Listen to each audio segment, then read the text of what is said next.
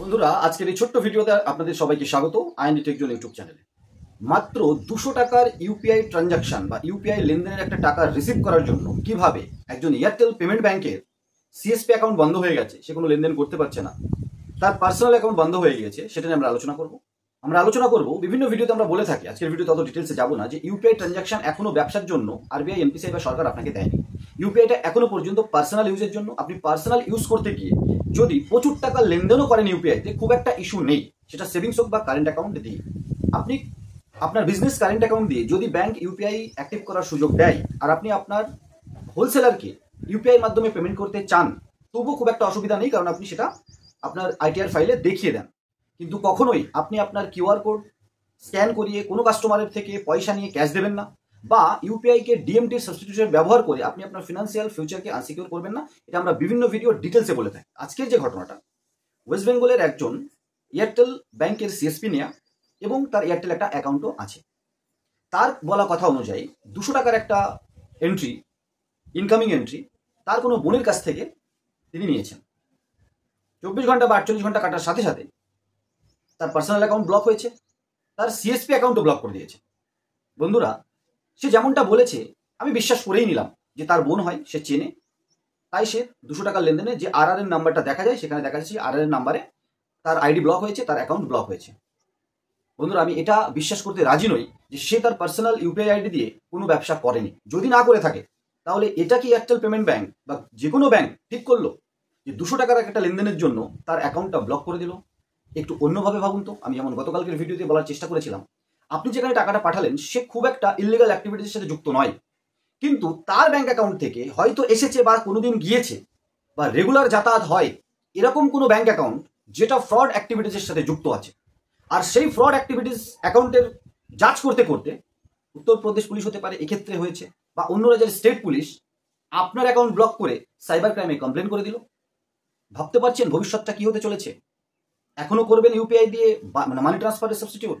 কোনো কোম্পানি হোক বা পার্সোনাল, ইউপিআই এখন ব্যবসা করার জন্য আপনাকে দেয়নি। তাদেরকে বিভিন্নভাবে আমরা সাবধান করার চেষ্টা করছি। সাবধান হলে ভালো, না হলে এরকম অনেক রিপোর্ট আছে। আজকের এই ভিডিওটা এই অ্যামাউন্টটা দিয়ে বানানো এই কারণে যে একজন সিএসপি মাত্র 200 টাকার লেনদেন, বড় বড় অ্যামাউন্টে ফেসেছে, অন্য রাজ্যের স্টেট পুলিশের ঘর থেকে ঘুরে এসেছে, ফাইন দিয়েছে, এরকম অনেক ঘটনা আছে। কিন্তু মাত্র 200 টাকার জন্য, এই জন্য ভাবলাম আরেকবার আপনাদেরকে সচেতন করা দরকার। কাস্টমার কেয়ারে কল করলে বলছি আপনার ওই টাকাটার উপরে সাইবার ক্রাইমে কমপ্লেন হয়েছে, তার কোনো স্টেপ, তার পরের স্টেপ আর কিন্তু কাস্টমার কেয়ার তরফ থেকে সাহায্য পাওয়া যাচ্ছে না। এখানে আমরা বিভিন্নভাবে বলে থাকি, ভালো টিমের সাথে থাকুন, যে আপনার পাশে থাকবে, যে আপনার সমস্যায় রাস্তা দেখাবে। সমস্যা আসার আগেই রাস্তার উপরে ওই পাশে কোনো কাটা আছে কিনা সে সম্পর্কে ওয়াকিবহাল থেকে ওয়াকিবহাল করবে আপনাকে।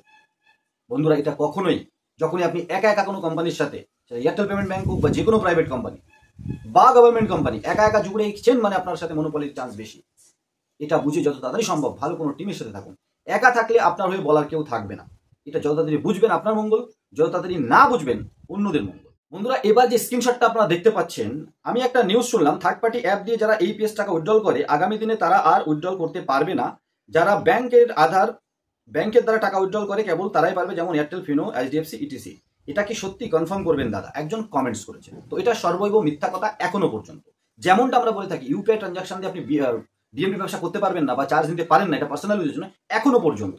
যদি এটা কোনোদিন অফিসিয়াল হয় আমরা অবশ্যই আসবো, এবং আপনাদের থেকেও বেশি আমরা খুশি হবে যে ইউপিআই একটা মাধ্যম যার মাধ্যমে আমরা ডিএমটি করতে পারছি। তো এই কথাটা সর্বৈব মিথ্যে কথা। এটা কিছু সংখ্যক ব্যাংক সিএসপি বা কিছু সংখ্যক ওই পাবলিক সেক্টরের ব্যাংকের স্টাফদের একটা মনোপলি, যেটা আপনাদেরকে ভয় পাওয়ানো বা কাস্টমারদের একটা ভয় পাওয়ানো, যেমন অফাস এইপিএস বন্ধ করে একটা ভয় দেখানোর পরিবেশ সৃষ্টি করা হচ্ছে। বন্ধুরা, একটা কথা মনে রাখবেন, আপনারা যারা প্রাইভেটে আছি, প্রাইভেট মানুষগুলো মিলে বিভিন্ন সার্ভিস বিভিন্নভাবে আমরা দেশ চালাচ্ছি, আমরা সরকারকে চালাচ্ছি। সরকার বা সরকারি ডিপার্টমেন্টগুলোকে আমরা রেখেছি, আমাদের দ্বারা রাখা হয়েছে, যে তারা যেন আমাদের চলার পথে সাহায্য করে। তারা পাবলিক সার্ভেন্ট, এটা মাথায় রাখবেন। যখনই কোনো ডিপার্টমেন্টে ডিএ বাড়ে, আপনার চাল ডাল তেলের দাম বেড়ে যায়। যখনই স্যালারি বাড়ে, যখনই ভোট আসে, আপনার চাল ডাল তেলের দাম বেড়ে যায়। একটু ভাববেন না কেন? এটা তাদেরকেও ভাবতে হবে। তারপরেও তাদের মনোপলির শিকার আমাদের হতে হবে, কারণ কাউকে যখন কোনো দায়িত্ব দেওয়া হয় অবশ্যই তার ইউজ বা মিস ইউজ দুটোই হতে পারে, যেটা রাজনৈতিক দলের নেতা, সরকারি ডিপার্টমেন্ট মানুষ করে থাকে। কিন্তু তারা ভুলে যায় যে প্রাইভেট সেক্টরের উপরেই তারা এবং দেশ দাঁড়িয়ে আছে, তারা জাস্ট একটা দায়িত্বে আছে। তো দায়িত্বের ব্যবহার করুন, অপব্যবহার নয়। কাদের জন্য? প্রাইভেট সেক্টর বা আমাদের জন্য, আপনাদের জন্য। মনোপলি করবেন না। শেষে একটা কথাই বলবো, ইউপিআই সিস্টেমটাকে মিসইউজ করবেন না। ভালোভাবে ব্যাংকার হিসাবে, ভালোভাবে বিজনেসম্যান হিসাবে বিজনেস করুন। বেশি ফ্রিতে পাচ্ছি বা ফ্রিতে আশায় থাকবেন না। ফ্রিতে আপনি ট্র্যাপ বা জালের শিকারে বেশি পড়বেন। ছোট্ট ভিডিওটা স্কিপ না করে দেখার জন্য অনেক ধন্যবাদ। নতুন একটা ভিডিও খুব তাড়াতাড়ি, সবাই ভালো থাকুন, সুস্থ থাকুন আর আইএনডি টেক জোন ইউটিউব চ্যানেলের সাথে থাকুন।